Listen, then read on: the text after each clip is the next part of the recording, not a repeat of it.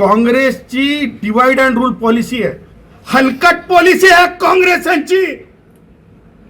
हे एखाद्या वाक्याची तोडमोड करून सांगण्यासाठी माहिर आहेत. हे नीच पातळी कुठपर्यंत गाठतील याची काही अमर्याद आहे. तुम्हाला सांगतो, बॅरिस्टर गांधींनी पहिल्यांदा हत्या डॉक्टर बाबासाहेब आंबेडकरांची वैचारिक केली होती. याचं उत्तर आहे का त्यांच्याकडं?